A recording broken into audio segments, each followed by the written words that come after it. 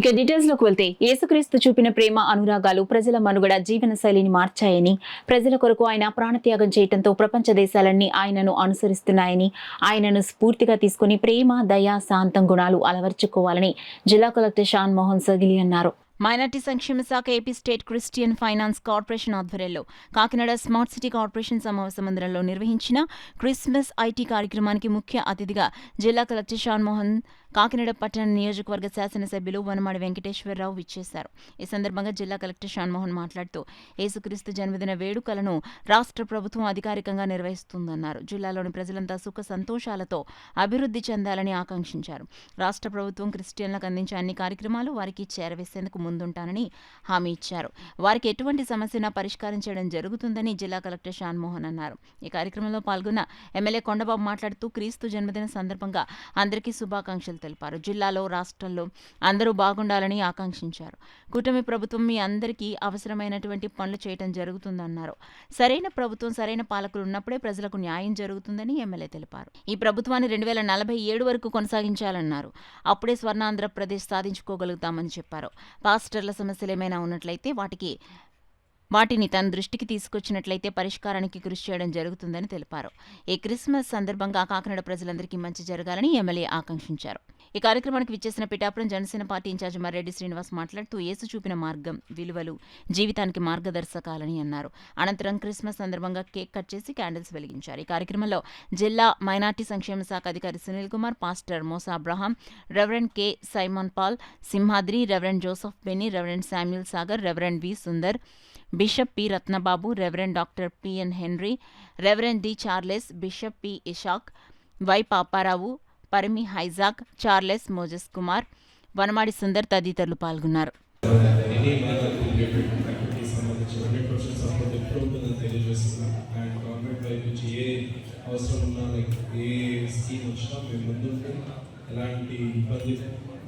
ఎలాంటి ఇబ్బందులు చేయకుండా మా వైపు ట్రాన్స్పరెంట్గా చేస్తామని చెప్పి మేము promise and I wish everyone again I very best.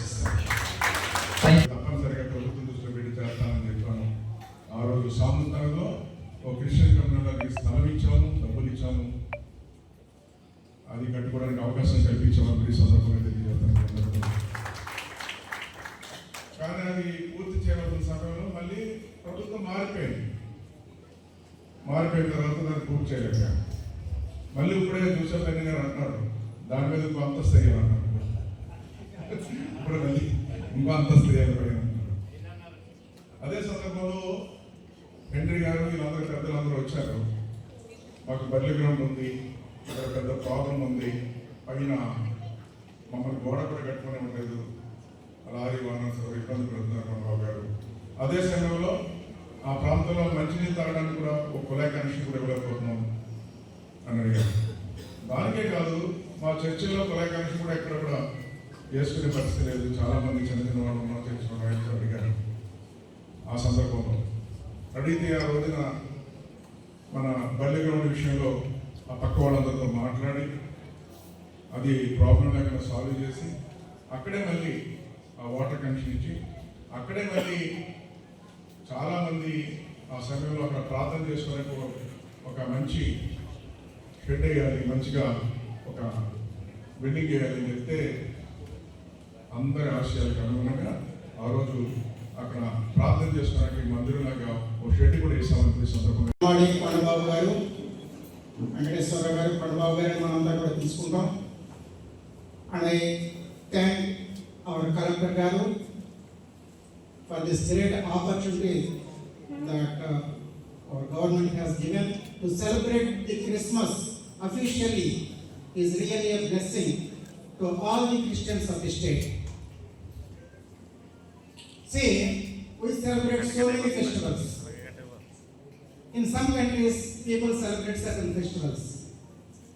But Christmas is not celebrated in single country, but because it is celebrating in the entire world from December 1st to December 31st. So what is Christmas? As the chairman has given 15 minutes to me to speak, I would like to complete my message within that time. I will